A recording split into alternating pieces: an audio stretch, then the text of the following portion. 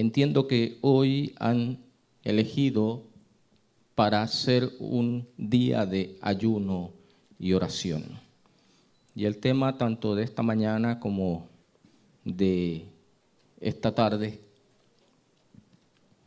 girará en torno a reconocer que el único todopoderoso, el único que conoce el fin desde el principio, el único que no puede ser corregido ni encerrado en un concepto, ese es el Dios al que nosotros servimos. ¿Qué es una expectativa? ¿Qué es una expectativa? Algo que se espera.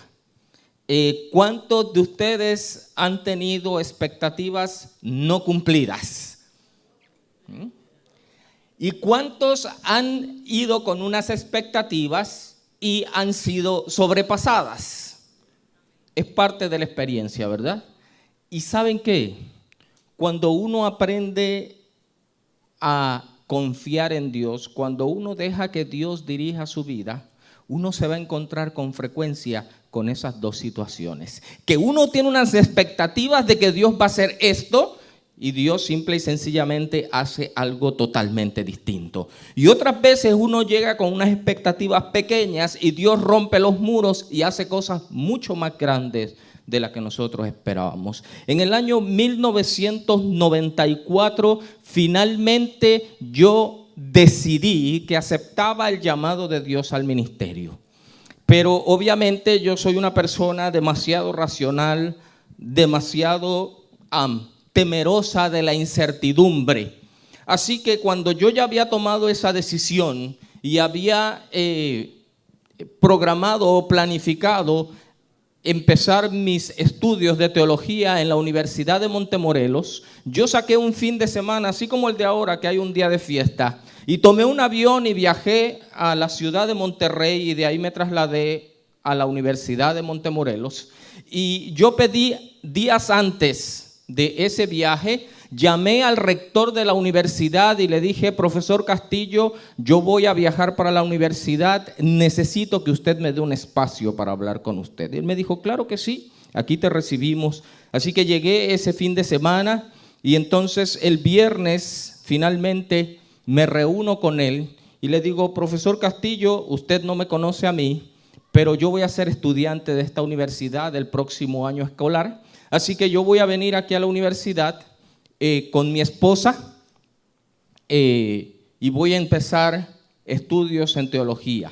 Solo que yo, como ya soy adulto, yo no puedo pretender que mis padres paguen la universidad. Además que no podían hacerlo, ya ellos habían hecho eso y me habían dado una profesión. Así que yo necesito poner mi conocimiento a servicio de la universidad y de esa manera pues tener la oportunidad de hacer, como quien dice, un intercambio. Yo trabajo para la universidad y de esa manera mis clases se van pagando para que yo pueda irme preparando. Y él me recibió muy bien, me dio muchas expectativas, me dijo: sí, ¿cuál es tu preparación? Ya le dije yo cuál era mi preparación. Me dijo: pues mira, tú puedes dar matemáticas en la academia y puedes hacer esto. Y puedes, pintamos un panorama bien bonito. Así que yo regresé a la Ciudad de México tranquilo. Todo estaba, dirían un buen puerto, planchado, exactamente, planchado. Cuando llego a la universidad, no había trabajo. Yo conversé nuevamente con él y me dijo: ah, sí, habla con fulano de tal. Y como sucede muchas veces en nuestra idiosincrasia, nadie te quiere decir que no. ¿Verdad que nadie te quiere decir que no? Así que este te dice: ve a hablar con aquel. Y aquel te dice: ve a hablar. Y así te traen. Hasta que llega un momento que tú dices: ya no quiero hablar con nadie más.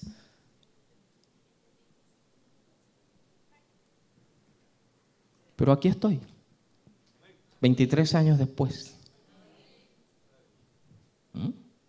Y me tomaría todo el día contarles cómo Dios fue obrando. Pero ese no es el propósito. El propósito es hacerles saber que servimos a un Dios vivo y todopoderoso. Por consiguiente, cuando tú dices que tú confías en Dios, Dios va a probar esa confianza que tú dices tener en Él. Porque con la boca es un mamey. Vamos a ver 3 hombres en la historia bíblica. El primero de ellos se encuentra registrado en el segundo libro de Reyes. El capítulo 5.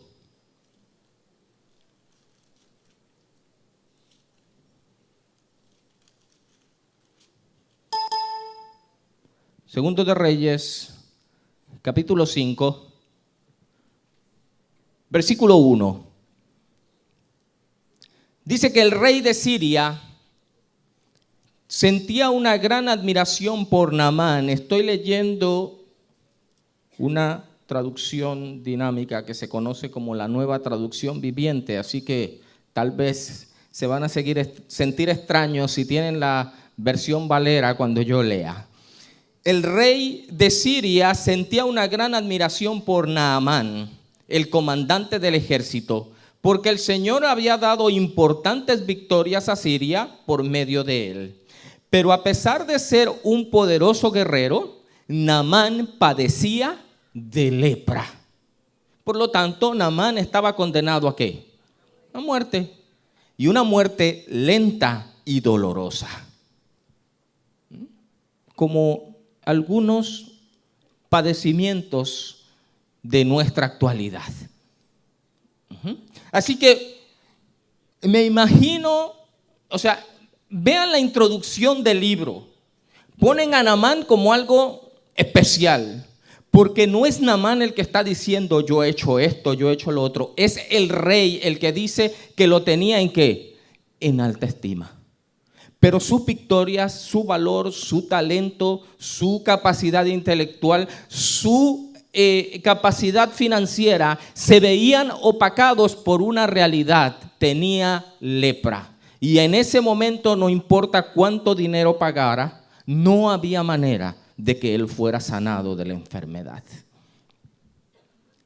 Y ese Dios todopoderoso tenía una joven que en el aspecto social del momento era una persona totalmente insignificante, porque era una esclava de esas personas que se llevan cautivos. Por lo tanto, su valor como ser humano era prácticamente cero. Versículo 3. Versículo 3. Dice: cierto día, la muchacha le dijo a su señora: ojalá que mi amo fuera a ver al profeta de Samaria. Él lo sanaría de su lepra. ¿Qué notan en las palabras de esta sierva?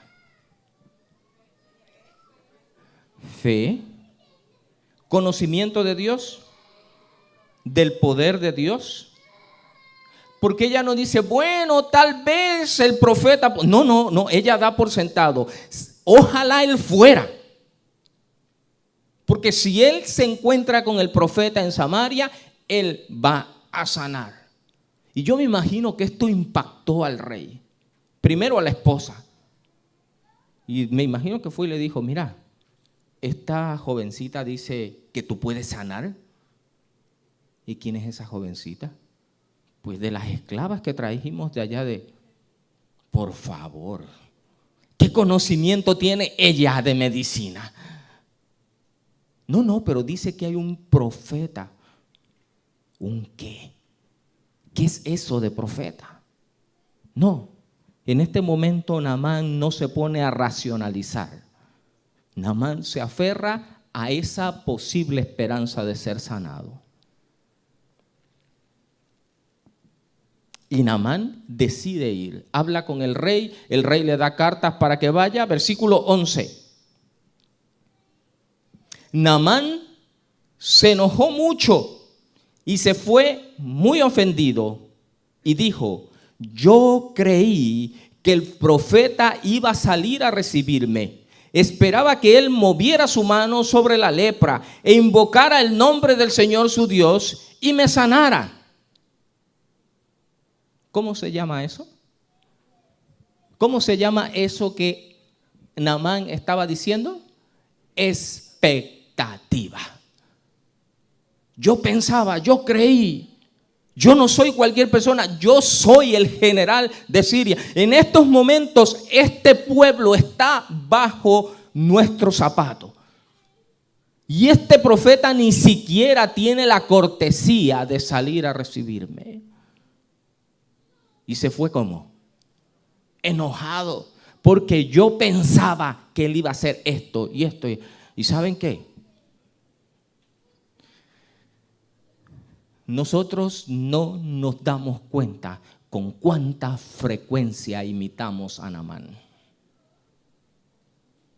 Porque nosotros no solamente le pedimos a Dios que haga algo, no, le decimos cómo queremos que lo haga, y cuándo queremos que lo haga, y con quién queremos que lo haga.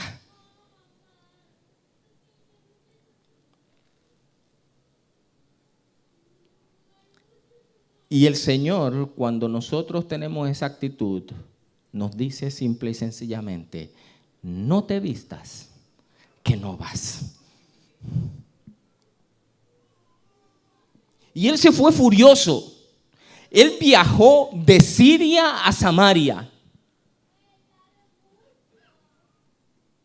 con una enfermedad que era incurable, con una expectativa, pero al mismo tiempo con un deseo de que lo que esa nena había asegurado, esa joven había asegurado, fuera real. Pero como el profeta no hizo como él esperaba, él se enfogonó y dijo: yo me voy de aquí, porque para remojarme en el Jordán, mejores ríos hay en Siria. Es interesante cómo Dios dice que lo necio del mundo escogió para avergonzar ¿a qué cosa? A lo sabio, y lo débil para avergonzar a lo fuerte. Porque ahora son los subalternos del general los que entran en acción y le dicen: Señor mío, no te enojes, pero vamos allí un momento. Así que Dios no pudo actuar en la vida de Naamán porque no lo hizo como él quería.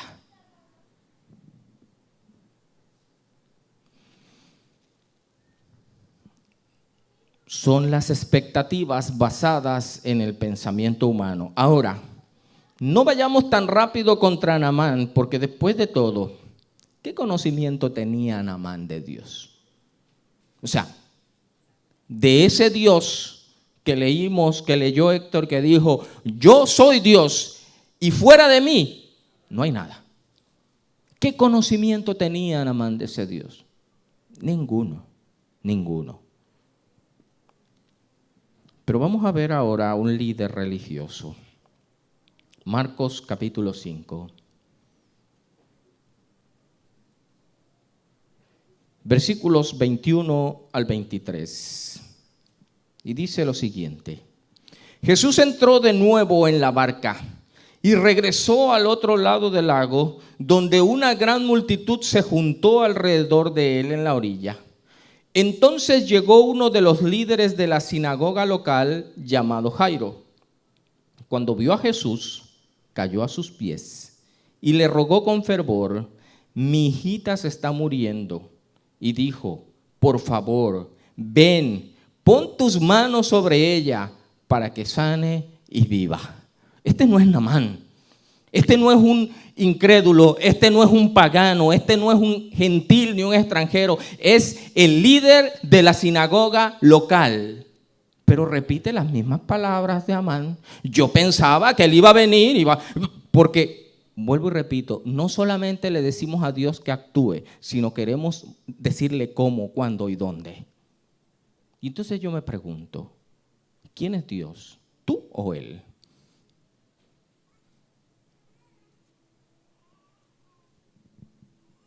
Porque si tú sabes cómo, cuándo y dónde, pues hazlo tú.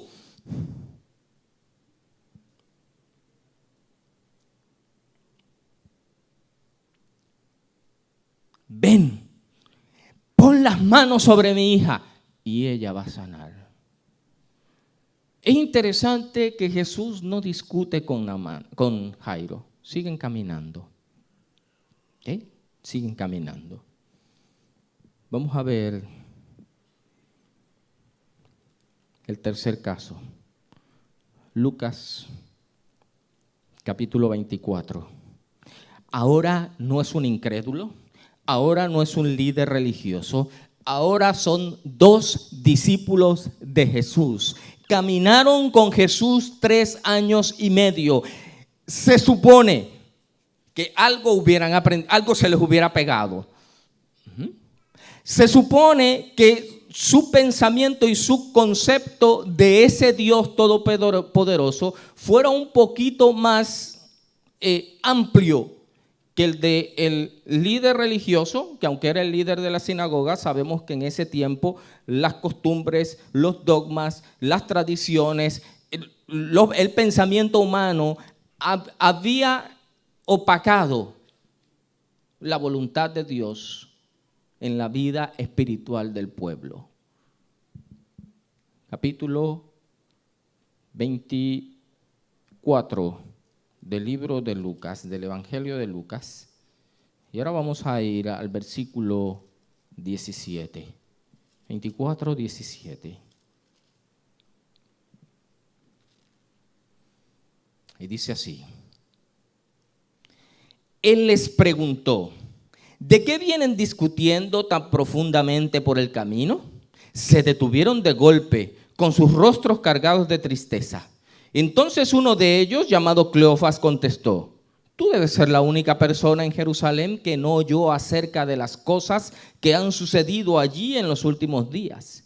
¿Qué cosas?, preguntó Jesús. Las cosas que le sucedieron a Jesús, el hombre de Nazaret, le dijeron.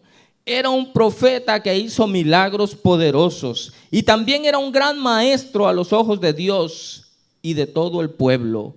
Sin embargo, los principales sacerdotes y otros líderes religiosos lo entregaron para que fuera condenado a muerte y lo crucificaron. Nosotros teníamos la esperanza de que fuera el Mesías, que había venido para rescatar a Israel. Todo eso sucedió hace ya 3 días. Nosotros teníamos la esperanza. O sea que ya no la tienen. Se perdió. ¿Por qué se perdió? Porque habían comprendido que era un gran hombre. Habían escuchado que era un profeta. Habían podido certificar que era un gran maestro, pero les costaba trabajo asimilar que era el Salvador del mundo y que precisamente su muerte era lo que garantizaba la misión que había venido a cumplir. Expectativas.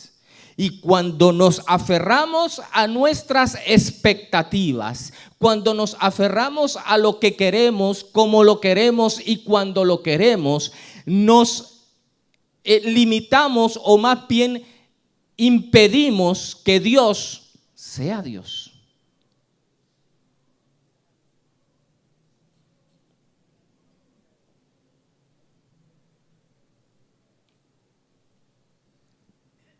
La mente y los pensamientos de Dios no son nuestros pensamientos. Isaías 51:8 lo dice claramente. Así como son más altos los cielos que la tierra, mis pensamientos son más altos que vuestros pensamientos y mis planes mucho más grandes que los suyos.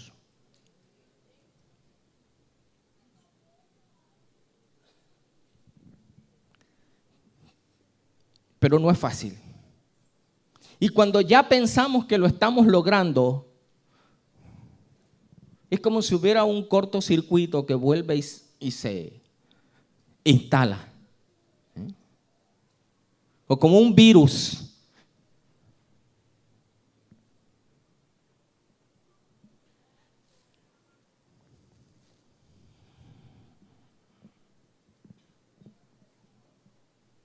Es interesante que Dios tiene la capacidad y desea romper las barreras del pensamiento humano para mostrarnos una vez más que solo Él es Dios y no hay más. Con el incrédulo Naamán usó al siervo que le dijo: mira, déjame preguntarte algo. Y el siervo conocía también al general, que le dice: si el profeta te hubiera pedido hacer algo grande, un desafío, algo extremo, ¿lo hubieras hecho? Sí. Pues no te entiendo. Porque lo que te pidió es tan sencillo que cualquiera persona puede hacerlo. Y como que Naamán dijo: ¿es cierto? Porque al final del día yo vine aquí para ser sanado y me voy a regresar sin recibir el milagro de Dios. Y fue y se metió. Y dice que cuando se zambulló la séptima vez, porque no era nada más meterse al Jordán, no, era meterse 7 veces. ¿Dios es mago? ¿Es chamán? ¿O hay algo especial en el número 7? ¿Por qué 7 veces? Bueno, simple y sencillamente porque Dios es Dios. Y llega un momento en que tú y yo necesitamos entender que si Él dijo 7 veces, pues no son 5 ni 6, porque ese es nuestro problema. Ese es nuestro primer problema. Bueno, Señor, sí, pero esto se parece también. Yo sé que no es lo que tú... Y dice que cuando se sumergió la séptima vez y salió, no solamente se le quitó la lepra, dice que su piel salió nueva como la de un bebé. Hay más de uno aquí que quisiéramos irnos a meter 7 veces al Jordán.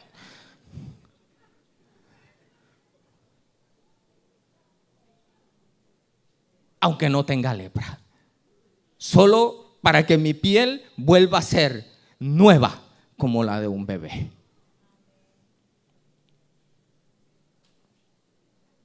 Así que con el incrédulo usa el siervo, con el líder religioso usa su momento de mayor impotencia.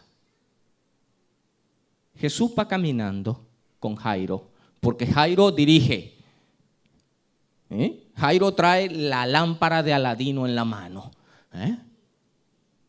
Tú ven y pon las manos y di esto y ora y haz esto otro. Porque así es como Dios actúa. Y si tú lo haces diferente, entonces ya no voy a creer que eres Dios. Sí, porque así somos los seres humanos. A veces Dios está actuando y como no es como a nosotros nos gusta, decimos: espera, hazte para acá porque eso está extraño.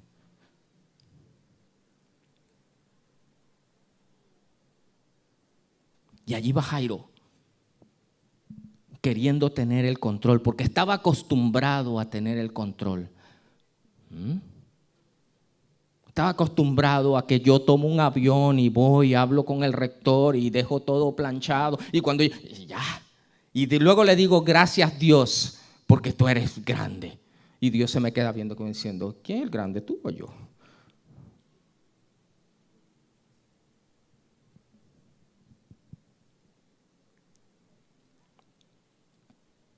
Y de pronto llegan los siervos de Jairo y le dicen lo que él no quería escuchar. Es más, le dicen: ya no molestes más al maestro. Tenemos que informarte que tu hija murió. ¡Wow! Yo no quisiera estar en los zapatos de Jairo.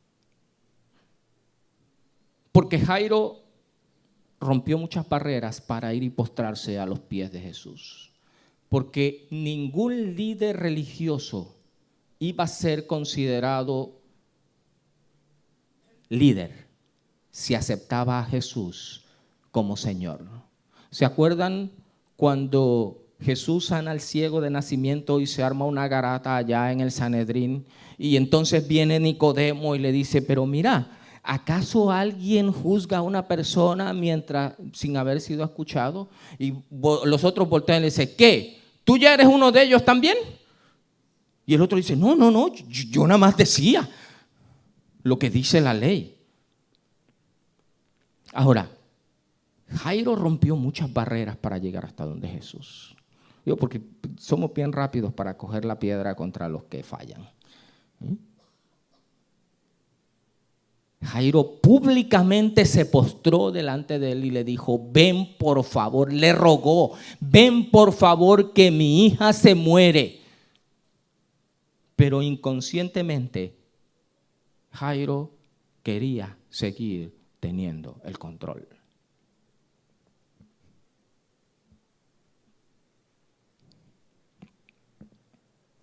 Con los discípulos usa la palabra y experiencias familiares. Fíjense que caminó con ellos y dice que abriendo las escrituras y desde Moisés y por todos los profetas les demostró lo que las escrituras decían acerca de él. Y todavía ellos como que no, como que su mente se iba abriendo, pero todavía. Y cuando llegan allá a la casa de ellos y entran y él hace como que va a seguir de largo y ellos le dicen, no, quédate a cenar con nosotros.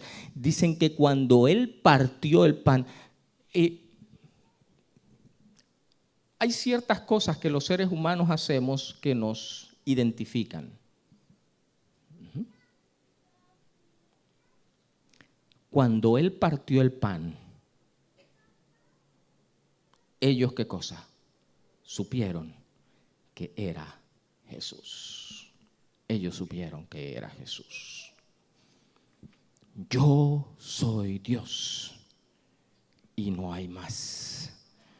Cuando nos damos la oportunidad de deponer todo aquello que limita el poder de Dios en nuestras vidas y nos disponemos a reconocer que solo Él es Dios y no hay más, entonces Él está libre para actuar. Entonces Él toma el control y eso es lo único que a nosotros nos cuesta trabajo hacer.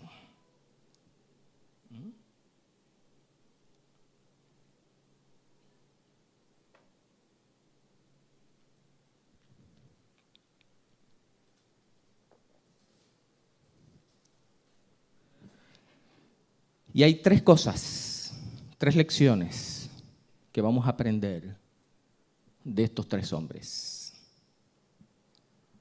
La primera es la importancia de la obediencia a la palabra de Dios.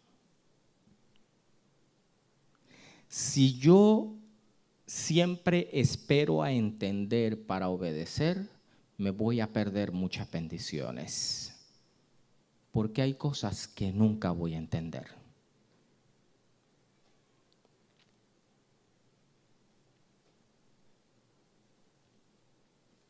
¿Qué hizo Naamán? Naamán obedeció. ¿Saben qué es contraproducente o que el momento más difícil para Dios actuar en nuestras vidas es cuando en lugar de obedecer justificamos nuestra desobediencia? Hay otro hombre muy famoso, el primer rey de Israel, Aarón. Llega Moisés y se encuentra al pueblo en idolatría y le dice, ¿pero qué hiciste? Yo no sé. Yo eché el oro ahí y salió eso. Sí, porque a ese grado llegamos en nuestro afán de lavarnos las manos, de curarnos en salud. A Saúl se le dio una orden, destruye a Amalek. y no dejes nada. ¿Era fácil entender esa orden? Es fácil comprender a un Dios que te dice: mata mujeres, niños, animales, destruye y quema todo, no dejes nada. ¿Cómo explicas eso? Yo no lo puedo explicar. Digo, y podemos hacer todo un estudio teológico, pero al final del día, ¿es compatible eso con el Dios que no quiere que nadie se pierda? ¿Pero quién es Dios? ¿Él o tú? Y entonces Saúl va y hace la matanza de los pero dice que dejó al rey vivo. Porque no había trofeo más grande para un guerrero que traer vivo y humillado al enemigo. Y él necesitaba demostrar que él era Saúl. Y guardaron lo mejor del ganado. ¿Y qué dijo Samuel? ¿Has obedecido a la voz de Jehová? Y dijo: sí, hemos hecho todo lo que él hizo. ¿Y qué es ese balido de animal? No, deja que te explique. No. La obediencia tiene, o más bien, la voluntad de Dios tiene una sola explicación: hazlo, punto.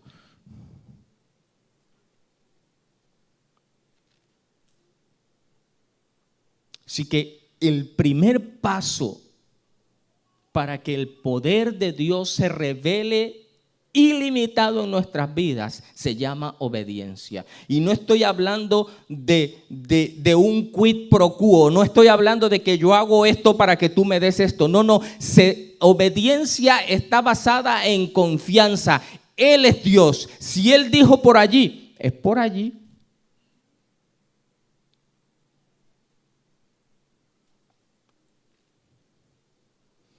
Ustedes nunca han estado siguiendo una persona y ustedes dicen: este no sabe para dónde va.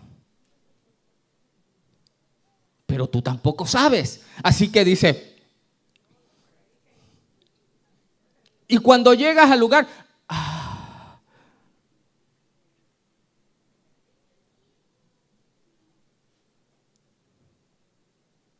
ve y sumérgete 7 veces en el Jordán.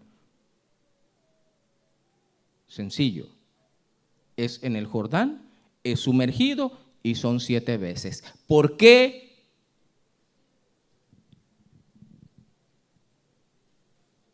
Porque lógicamente no vamos a encontrar por qué. ¿O tiene lógica? ¿Saben que hay muchos milagros en la Biblia que no ocurren de la misma manera? Es más, ¿ustedes han visto que Jesús no sanó a todas las personas igual? ¿Por qué? Porque a los seres humanos nos gustan las recetas. Y cuando nos cambian la receta, nos perdemos. A la única persona que yo he conocido que no le gustan las recetas es a Olga.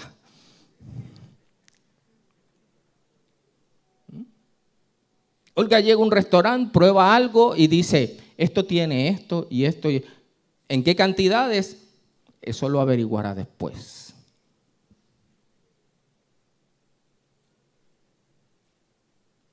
Primer paso para permitir a Dios ser Dios. ¿Y sabes qué? ¿Cuál es el problema? Que Dios sigue siendo Dios. Es más, aunque la humanidad entera rechazara a Dios, Dios sigue siendo Dios. Porque esa es la razón por la cual Él es Dios. Porque Él no cambia. No hay nada que tú y yo hagamos que le quite o le añada a Dios. Porque Él es Dios.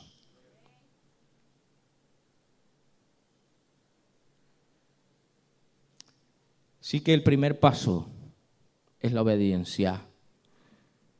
El segundo es entender que el que sabe cómo, cuándo y dónde es Él. Porque si tú fuiste a buscar su ayuda, es porque tú no sabes cómo resolver el asunto. Porque si tú y yo supiéramos cómo resolver cada asunto de nuestra vida, no estaríamos sentados hoy aquí, se los garantizo. Ni yo estaría parado acá al frente de ustedes.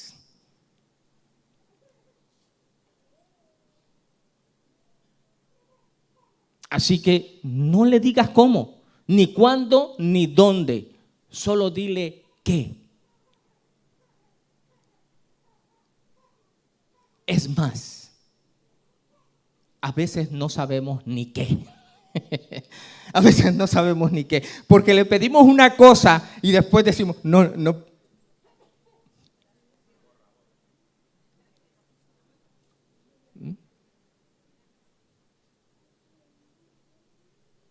Es como cuando tú dialogas con un adolescente que está aferrado a una relación y todo el mundo le dice que no es por ahí. Y él jura que si esa persona no está al lado de él se va a morir. Y 3 meses lo ves con otra persona. Y tú dices, y no te estás muriendo tú. No que tú sabías que ese era el amor de tu vida.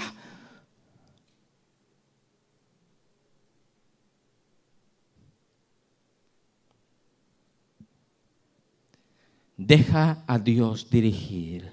Cuando los siervos llegan y le dicen, deja de darle lata a Jesús, tu hija ya se murió.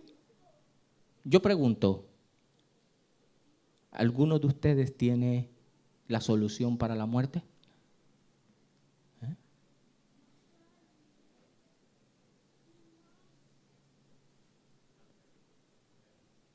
Y Jairo se desploma, totalmente derrotado. Me imagino pasándole 20,000 pensamientos por la cabeza, pero si yo vine, yo pedí, yo acepté, yo creí que él podía hacer algo, ¿qué pasó? Bueno, que inconscientemente él seguía teniendo el control. Y entonces ahora Jesús entra en acción. Ni siquiera tiene que pelear con él. Le dice, acompáñame. Cree solamente. Y ahora Jesús da instrucciones. Cuando llegan a la casa dice, y todos sálganse de aquí. Y tú me van a acompañar y los demás nos vemos mañana. Y entran y cierran el cuarto y todos los demás se quedan afuera y entonces levanta a la nena, se las entrega a los padres y asunto resuelto. Porque yo soy Dios y fuera de mí no hay.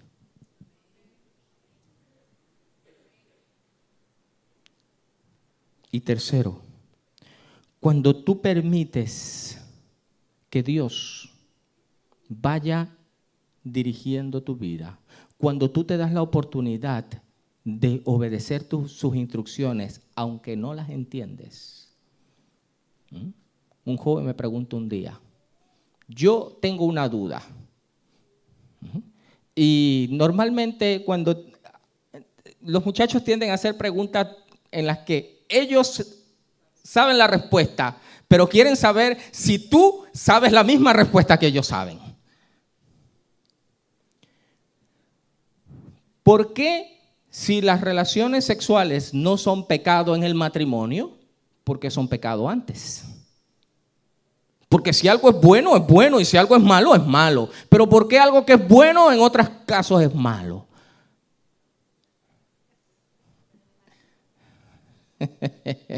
Tú le puedes dar 20,000 explicaciones.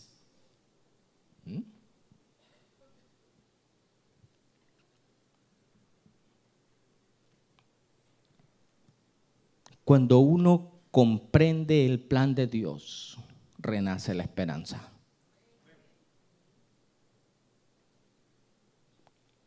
Cleofas, la primera reacción ante este extraño fue, tú no eres de por aquí, ¿verdad? Es más, tú llegaste hoy.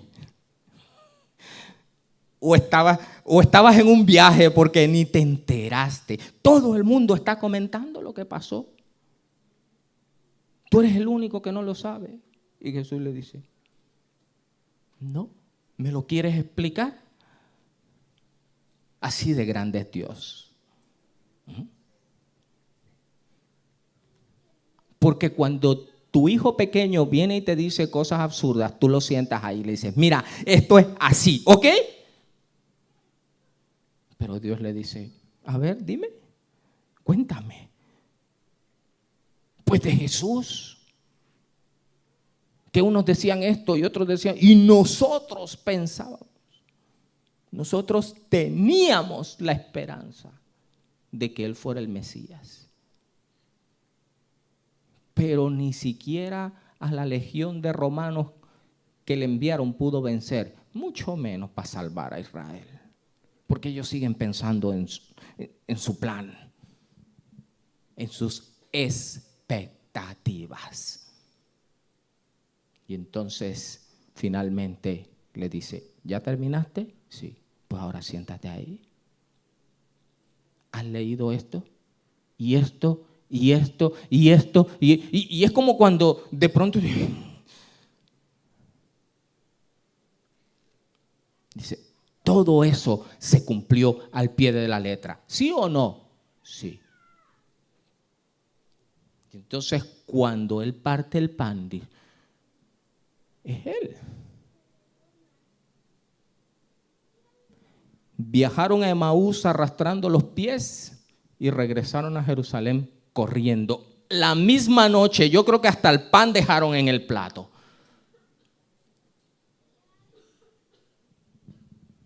Porque hay una cosa que tú y yo no nos podemos dar el lujo de perder: la esperanza.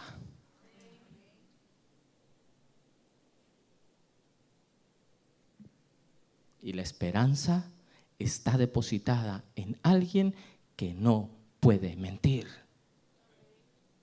que no se va a acomodar a tus expectativas, que no va a hacer las cosas como tú quieras, que no va a cumplir ni siquiera las profecías exactamente como tú piensas que lo va a hacer, cuando tú piensas que lo va a hacer y con quien tú piensas que lo va a hacer. Porque uno escucha tantas cosas.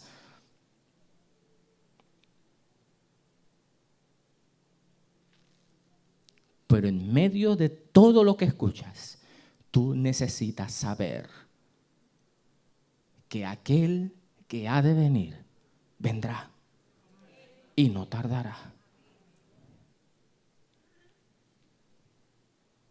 Por lo tanto, no abandonemos la fe. ¿Por qué? Porque yo soy Dios y no hay más. Solo hay una cosa que resta por hacer. Y es, ¿estás dispuesto a dejar a Dios ser Dios? ¿Vas a obedecer su voluntad aunque no entiendas? ¿Vas a permitir que Él dirija cómo, cuándo y dónde?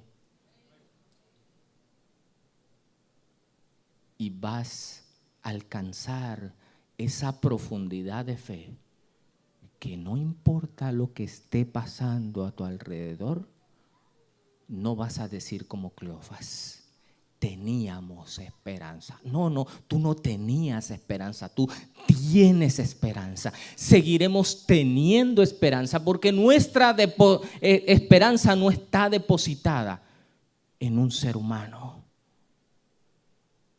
Lo que pasa es que cuando transferimos esa esperanza magullada por la ineficacia, por la ineptitud o por la mala voluntad de aquellos que han alimentado esperanzas en nosotros, entonces damos por sentado de que Dios es igual.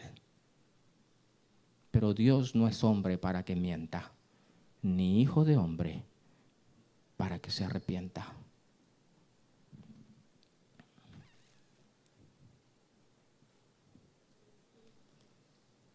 Y Isaías 43.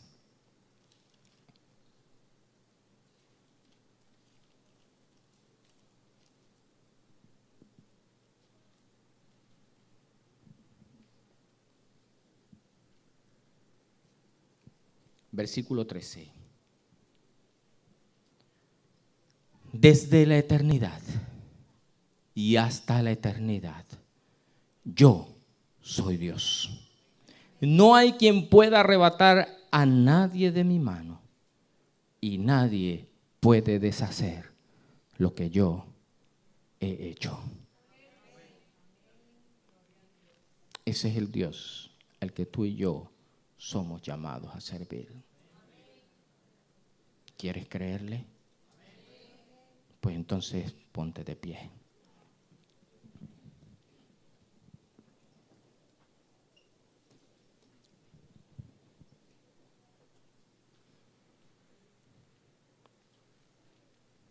Padre de infinita misericordia, santo es tu nombre. Señor, en este momento queremos confiar, creer y dejar establecido en nuestra mente que servimos a un Dios vivo y todopoderoso, que ha establecido su voluntad en esta tierra y no puede ser alterada, y que desea también hacer su voluntad en nuestras vidas. Lo decimos tanto a través de nuestra oración. Hablamos tanto, oh Dios, de que se haga tu voluntad y no la nuestra. Pero realmente, al igual que Naamán, al igual que Jairo y al igual que Cleofas, hay algo en nuestro ser que inconscientemente no nos permite avanzar y encontrar esa relación contigo que mantenga viva nuestra esperanza y que nos haga saber que aunque se desplomen los cielos y la tierra, tú seguirás siendo Dios. Y que tú tienes planes de bien y no de mal para darnos un futuro y una esperanza. Hoy, Señor, necesitamos aprender el significado más profundo de obedecer tu voz. Necesitamos conscientemente, cada momento, en cada circunstancia,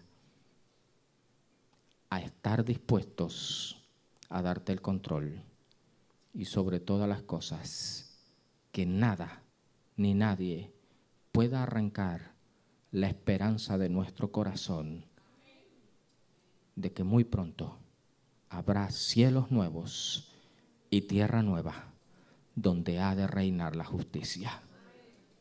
Oh Señor, que nuestro corazón pueda llegar a la conclusión que llegó el profeta Habacuc y que podamos decir con certeza de pensamiento: aunque no haya vacas en los corrales, ni haya uvas en las vides, yo me alegraré en el Dios de mi salvación. Es el deseo de nuestro corazón, en el nombre de Jesús. Amén. Pueden sentarse. En este momento tendremos una alabanza por nuestro hermano Danael.